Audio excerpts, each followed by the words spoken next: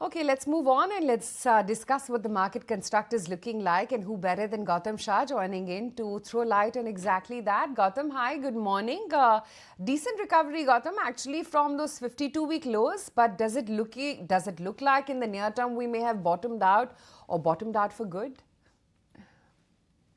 Good morning. Well, I think a large part of the market could have bottomed out. I think that's been our view for the last 6 weeks, that the markets are extremely oversold, and I think most of the negatives were discounted. So as the Nifty got close to that important number of 21,800, we were very clear that margin of safety and risk reward was once again in your favor after almost 5.5 months. I'm not in the camp which believes that this is going to be long drawn and the markets are going to stay in a bear market for another 15, 18 months, because the average decline on the NSE is already about 40%, which means the damage that could have happened over 18 months have actually happened in 5 months. And I think cycles have shrinked given what markets are doing these days, and given the fact that discounting happens really fast. So while for the Nifty itself, I cannot say with confidence that the recent low was a bottom, there is a possibility that we might find resistance at 23,050 or 23,250. Thereafter, possibly turn around and possibly retest the recent low once. But that's really not important. From a medium term, long term investor perspective, even current levels is a great buying opportunity, because a large part of the market, many pockets of the market, many themes of the market would have bottomed out. So I don't think the Nifty itself is going to move big on the way up or on the way down. It's going to be more of a range bound market for the Nifty itself. But if you're in the right pockets, there is serious money to be made over the next 6 to 12 months. Hold on to that thought, Gautam. You've got us all ears. But let's first talk about the Nifty. What's the range that you're calling for the year ahead, both on the downside and upside? Aisha, there are two camps in this market. There is this one camp which is aggressively talking about this being the greatest buying opportunity in decades. And there is one camp which believes that this is a local problem. India corrected first. Now global markets are correcting. And therefore, we are going to be in a difficult period for many quarters to come, because there is a genuine slowdown and earnings are not matching with India's valuation. So these are the two camps that is very visible and seems to be debating every single day. I believe there is a third camp, and I want to be in that third camp, which believes that the market is not going to go up much and go down much, because there are headwinds and there are tailwinds, after the kind of fall that we've already seen. So 21,800 thereabouts, I think, would be a very important support, and 23,500, 24,000 is going to be sort of a resistance. So I think we have got into a time correction phase. The price correction more or less is done with the weakness of the last 5 months. Now for the next few months, as we digest the next couple of quarters of earnings, we are going to stay in a sort of a time correction. And in this period, as I said, the Nifty would not do anything special, but stocks will do exceedingly well. And there are many pockets that we are liking. So, Gautam, we are all ears. Tell us, what stocks does one need to be in to actually make money? And forget the index, like you said, that could very well consolidate for a long time. Well, I think financial services has been our favorite. I think every time I have been on your channel in the last many months, I always spoke about the fact that financial services have shown relative outperformance in these last 5 months when everything collapsed. I mean, to see SDFC Bank at 1,700, I think is as commendable as it can get. And I think ICICI Bank, SBI, some of these top banks have done exceedingly well. And the bank Nifty at levels of, current levels of about 49,000 itself, I think, is quite a positive sign. So I think financial services, technically, fundamentally, based on smart money action, I believe is going to be one of the better trades for the next 6 to 12 months. This is followed by metals, which I think is going to be the star performer for the next 6 to 12 months. We are seeing some amazing charts. In fact, it's right on top of our list. And I think all top quality metal stocks could deliver anywhere between 20 to 40% from current levels. So these are my two favorite sectors where I think one can commit capital. Barring these two, power, infrastructure, real estate are three other pockets that we like. Everything else is pretty much an avoid. Hi Gautam, good morning. This is Shrishti also joining in. But since you did touch upon the metal pack, and that is definitely shining bright on the back of the news flow, can you help us with your top picks within the metal basket, and what are your targets on the select companies? See, to understand a particular sector, you need to see how it performs in the different difficult times. And I think the metals index in the last 1.5 months has been absolutely range bound.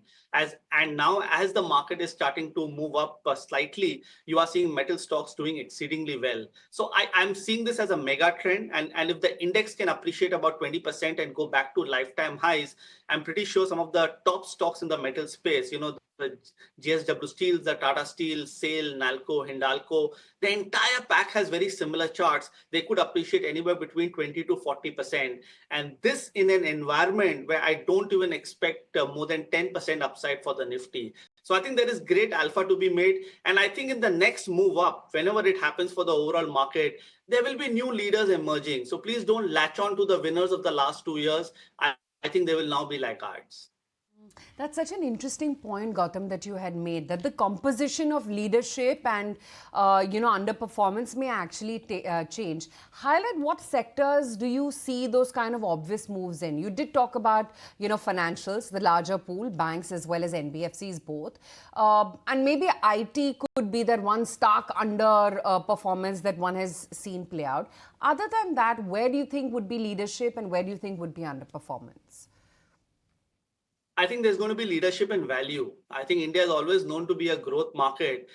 And I think growth stocks have done very well over the last 4.5 years. But I think now it's really time for value, because anything that's very richly valued gets hammered very quickly and gets discounted very quickly on bad results and bad news flow. We've seen this with so many stocks in the last 5 to 6 months. So I think all those stocks which are typically in that PE band of say 5 to 25 is something which I'm looking at. And what comes right on top of the list is the entire PSU space. In fact, we spoke about it to our clients last week, and we believe that the entire PSU basket can be one of the better performers over the next 6 to 12 months, because earnings are good, there is still under ownership, valuations are excellent, charts are very good, all have tested medium-term, long-term supports, and these are solid companies that don't get impacted with global issues. So in that sense, I think PSU is a sector that we like from a 6 to 12-month point of view.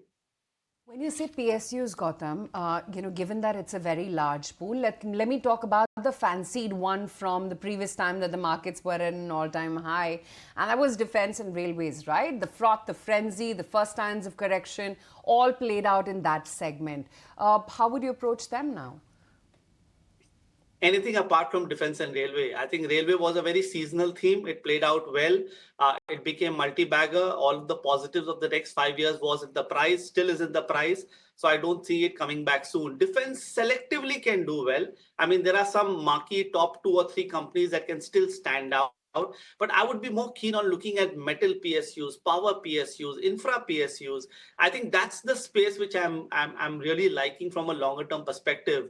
Because please understand, for 2 years, many of these PSUs delivered 3x, 4x, 5x, and thereafter, after that, corrected about 40%. Now, all are at long-term supports. So don't go by fancy stocks or the big winners of the last 2 years. As I said, new leaders will emerge in power, metals, and infra. All right, but Gautam, now let's talk about financials, because that is the space to be as per you, and everybody is talking about the financial space and finding value. Firstly, if you can help us with a range for Bank Nifty on the index front, what are you focusing on and what are you anticipating on that front? And also, Gautam, when we see the components of Bank Nifty, there are very divergent moves there. Some of these major laggards like Bandhan Bank and IndusInd Bank, what is your view on that? Maybe is this a time to look out for some of those underperformers, or rather stick with some of those heavyweights and value pockets like HDFC Bank, or rather go with some of those PSU names like SBI and Bank of Baroda companies, which haven't done well for themselves, have been consolidating in a range, but now is the time to look out for some of these companies. What's your view on the financials in, within the component and the basket of Nifty Bank? Where will you place your bets? See, I don't think you can talk about financial services as a basket on an overall basis. I think that's very clear. Ask somebody who is committed into IndusInd Bank or an RBL Bank or a Bandhan, or for that matter, even a Kotak in the last couple of years, there has been gross underperformance.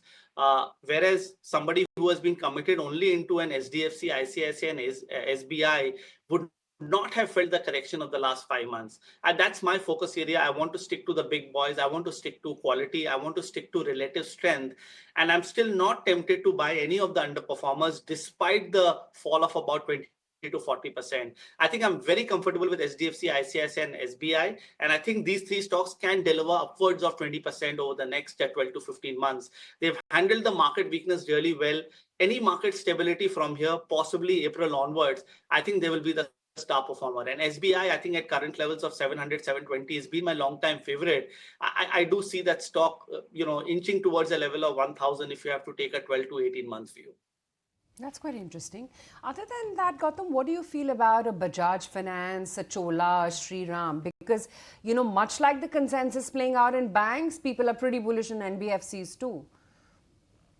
Yeah, I think I've been super bullish on NBFC for the last 4 to 5 months. In our big picture report, we specifically highlighted the custom index of the NBFC space. We like the entire basket. In fact, Bajaj Finance has been on our radar for a while now, and I do see them doing, very, very good things over the next 12 to 18 months. So within financial services, the top pocket that we like is NBFCs. I think the valuations are very comfortable there. The visibility of earnings is there, and the charts have beautifully set up in the last couple of months. So the entire NBFC space, Bajaj Finance, Finserv, Shriram Finance, Chola, Sundaram, M&M, L&T Finance, all have very good charts, and it's looking like a new mega trend for the next 12 to 18 months. Right, but Gautam, power as a space, that is looking interesting indeed, though on the fundamental side, we have been talking about the rise in the power demand and how some of these companies are now gearing up, and even the prices are seen to be stable at this point. But technically, what is your take within the power space? Which are the stocks that you are liking at this point in time? Just because stock markets have corrected so much and everybody seems to be very pessimistic, it doesn't mean that the India story has gone away. I do believe that the structural India story is very much intact. We might have patches of underperformance. We could even have a bear market for a year, but that doesn't change the overall structure of our bull market. We've had a great rally in the last 2.5 years. If you have to digest that for about 6 to 8 months, you can't say that India has gone off track. Keeping the India structural story intact, I think power, infra, and real estate are three pockets which I think will do exceedingly well. And these are themes that are here to stay. And after this recent correction, we do like the top three power stocks. I think they're going to outperform, and this is a great opportunity to buy into them. Similarly, I think the infra story is not going away. I think we've had great news flow in the last few months from the government side. So I believe infra will also pick up from a top stock perspective. And real estate is a mega story. We've had multi-bagger returns in that space, some correction in the last 5 months, but I think all the 4-5 top stocks are now ready for the next wave on the upside. Specifically within the power space, Gautam, any of your top bets or top stock ideas at this point in time, if you can share it with us? Well, more than stocks, I just want to talk about one space which I think can be a headwind for our market, and that's the US indices. I think there is definitely a problem the way US markets have corrected in the last 1.5 months. They could have topped out for the time being, and there is room for another 5-7% downside for the US markets. If that were to happen, Indian markets are not going to run away, and that's probably the reason it's going to be in a range, whereas the broader markets, the mid caps and small caps, will offer a lot of value. I'm not looking at too many things. I want to have a very concentrated portfolio and recommendation right now, and the 5 themes which I mentioned earlier still seems very solid. And just to add, gold and silver, I've been super bullish for a couple of years now. I think it's going to do much better things, so your viewers need to stay invested there. Right. I was, just going to come to that what happens to the US equity markets, what happens to this, move that you're seeing in China. What is your own reading, Gautam? And I think, the crux of it all is in the dollar index. If you track that, both the dollar index as well as the currency, that's the US dollar, what are the charts mapping now? Is there a reversal, and a solid one at that you foresee? Well, there is too much happening externally and around the world, and we are now in a disconnected world. I've been doing this for almost 2 decades now, and we always moved hand in hand with the rest of the world. But you now have a scenario where the US is doing its own thing, Europe is doing its own thing. India is doing its own thing. And markets like China and Hong Kong and Singapore are doing its own thing. So don't look at external factors to understand Indian markets, because I think they're all quite disconnected and everybody is just going out there doing their own job based on their own economy and their own earnings. Having said that, the two positives for India that I see is the dollar index and crude. I think dollar index could have topped out at the recent high of 109, and there is a high probability that it gradually goes down to a level of 100 and possibly below. If that happens, obviously the metals index, the sector will be a big beneficiary, and it's going to be great for global equity markets. So that's one positive. Crude seems to be at a level of 65. I think once 65 breaks, there is a possibility of a $10 decline on crude, which will again be a very big trigger. And I think USD INR seems to have found some sort of a stability around 87, 88. So if that were to stay in a range, that's also going to be another positive for India. So I think there are global opportunities. It's not that India is the best market in the world or will be the best market in the world, but you cannot ignore Indian markets. Well, certainly. But Gautam, one of the other connected sectors with the global markets, of course, is the IT space. What we are seeing is that from the September highs, Nifty IT index is already down over 12%. And even today, the stocks are hammered. But give us your take on the IT space. Do you believe that more correction could trickle in some of these heavy IT companies? And what's your overall view? Well, IT and pharma seems to have lost their trend and lost their way to some extent in the recent past. Mind you, they've had fabulous run-ups in the last couple of years, and I think they're going to stay in correction mode for a few months now. Many of these stocks were very richly valued. I mean, a 40p, a 70p, a 60p was getting justified in the good days last year, in the good period last year. But as the correction happened, people realized that this is not sustainable. So I think IT and pharma are two sectors where one should stay away. I don't see them outperforming, and I think it's definitely on our ignore list.